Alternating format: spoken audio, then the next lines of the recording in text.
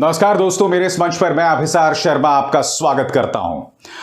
उत्तर प्रदेश में नतीजे बेशक आ चुके हों, मगर सियासत जो है वो अब भी गर्म है और लगातार गर्म हो रही है। नहीं इसलिए नहीं क्योंकि एमएलसी के चुनाव होने हैं, बल्कि इसलिए कि मुख्यमंत्री आदित्यनाथ की सरकार समाजवादी पार्टी के जो कार्यकर्ता हैं उन पर कठोरतम कार्रवाई कर रहे हैं। क्या कार्रवाई कर रहे हैं और क्यों कर रहे हैं आगे जाके बतलाऊंगा, मगर सबसे पहले मैं आपको बतलाना चाहूंगा दोस्तों कि अखिलेश यादव ने तल्ख तेवर अपनाते हुए कहा है कि लखीमपुर हादसे पर फिल्म क्यों ना बनाई जाए।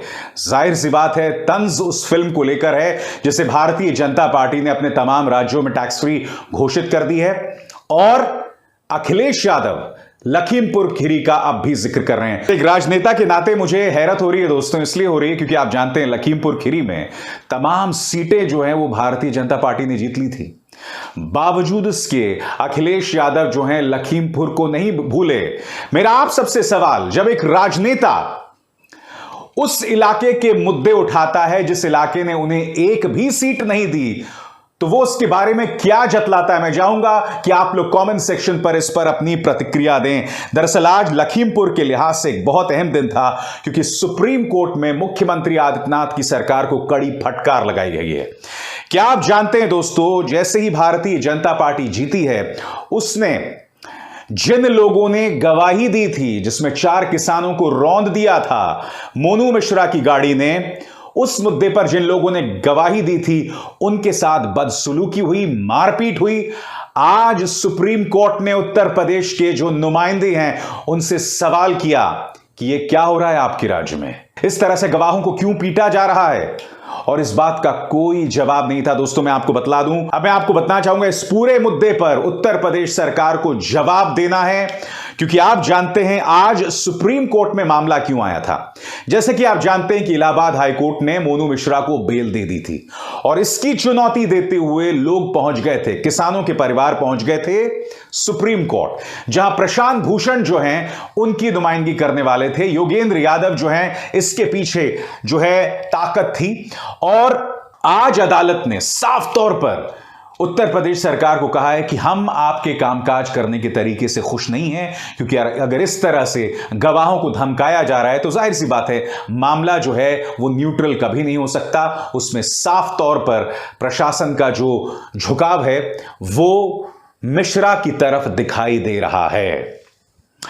दोस्तों मैं आपको यह भी बतलाना चाहूंगा, जैसे मैंने कहा कि माहौल गर्मा रहा है।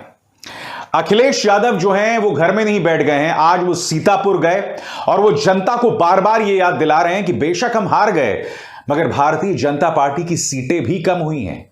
और अब ये खबर आपके सामने जो बतला रही है कि उत्तर प्रदेश का जो चुनावी माहौल है वो गर्म हो रहा है। दैनिक भास्कर की खबर है, 7 जिलों में 1000 समाजवादी पार्टी कार्यकर्ताओं पर एफआईआर दर्ज किया गया है। और मैं आपको बताता हूं दोस्तों वो एफआईआर क्यों दर्ज किया गया है। मैं आपको एक वीडियो दिखा रहा हूं, इसमें आप देख सकते हैं कि काउंटिंग से एक दिन पहले समाजवादी पार्टी के कार्यकर्ता जो हैं वो बनारस में और तमाम जगहों पर अधिकारियों को रोक रहे थे, उनकी गाड़ियां चेक कर रहे थे, क्योंकि आप जानते हैं बड़ी तादाद में, बनारस की यह तस्वीर आपको याद होगी किस तरह से खुले में ईवीएम्स मिले थे।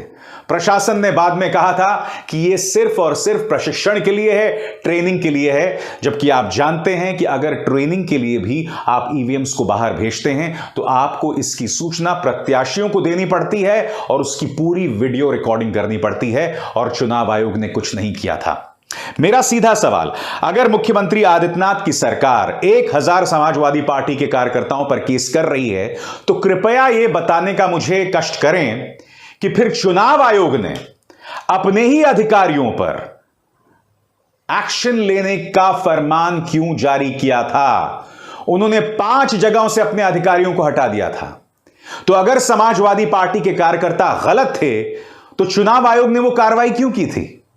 और ऐसे में जो खबर है कि 7 जिलों में 1000 समाजवादी पार्टी कार्यकर्ताओं पर एफआईआर दर्ज, यह बतलाता है कि यह सिर्फ और सिर्फ बदले की कार्रवाई है, इसके अलावा कुछ नहीं।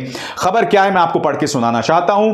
आखिर किन जिलों पर कार्रवाई हुई है आपके सामने। हापुड़ में 36 एफआईआर, सहारनपुर में 15, बस्ती में 100, गोरखपुर में 100, बलिया में 29, बनारस में 640 एफआईआर और आगरा में 85 एफआईआर दर्ज किए गए हैं। मुद्दा क्या था, मैं आपको पढ़ के सुनाना चाहता हूं। 8 मार्च से बनारस, लखनऊ, बरेली, जालौन, गोरखपुर, उन्नाव, सोनभद्र और मुरादाबाद समेत करीब 15 जिलों में सपा विधायक, प्रत्याशी और उनके समर्थकों ने ईवीएम रखने के स्ट्रांग रूम की निगरानी के लिए घेराबंदी की थी। इस दौरान पुलिस और प्रशासन के अधिकारियों पर सत्ता पक्ष का फेवर करने का आरोप भी लगाया गया था। बरेली में समाजवादी पार्टी नेताओं ने मतगणना स्थल पहुंचकर कीर्तन किया था। अलीगढ़ में डीएम आवास का घेराव हुआ था। गोंडा में भी समाजवादी पार्टी नेताओं की पुलिस कर्मियों से नोकझोंक हुई थी। मगर मैं सवाल पूछना चाहता हूं, खुद चुनाव आयोग ने उस मुद्दे पर अपने मुलाजिमों पर कार्रवाई की थी, तो फिर अब समाजवादी पार्टी के कार्यकर्ताओं पर यह एफआईआर क्यों दर्ज की गई? मैं चाहता हूं आप लोग कमेंट सेक्शन में बताएं, क्या यह प्रतिशोधात्मक कार्रवाई है या आपको लगता है कि मुख्यमंत्री आदित्यनाथ सरकार ने जो किया वो सही किया? कमेंट सेक्शन में मुझे यह बात जरूर बताएं।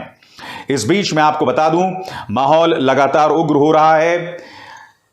इन चुनावों में समाजवादी पार्टी का मुख्य हथियार था आवारा पशु, और आज ऐसे ही एक आवारा पशु की मुलाकात पूर्व मुख्यमंत्री अखिलेश यादव के साथ होगी। देखिए वीडियो।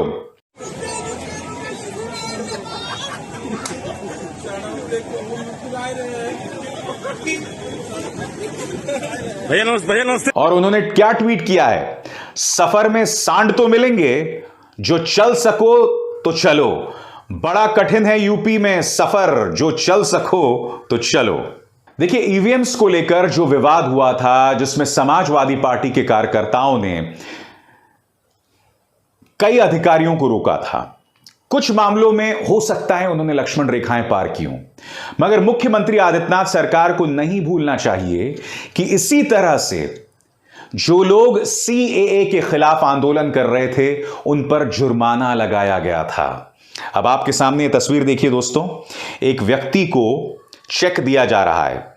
आप जानते हैं, सुप्रीम कोर्ट ने आदेश दिया था कि जिन जिन लोगों पर जुर्माना किया था मुख्यमंत्री आदित्यनाथ की सरकार ने या प्रॉपर्टी जब्त की थी, उसे आप तुरंत वापस कीजिए, क्योंकि लोकतंत्र में प्रदर्शन हर व्यक्ति का अधिकार है।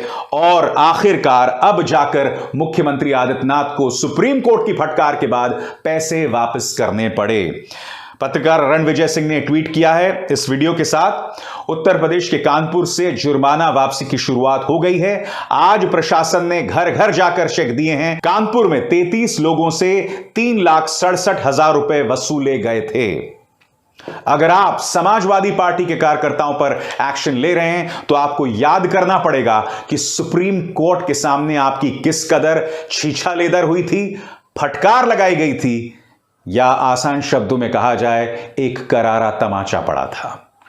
मगर मुख्यमंत्री आदित्यनाथ जो है, मुझे ऐसा लगता है उनकी सरकार और ज्यादा उग्र होने वाली है, और मुझे नहीं लगता दोस्तों कि ये अपनी ठोक दो नीति को किसी भी सूरत में बदलने वाले हैं। मगर इस मंच पर दोस्तों, मैं लगातार आपके सामने हकीकत लाते रहूंगा, यह मेरा आपसे वादा है। अभिसार शर्मा को दीजिए इजाजत। नमस्कार।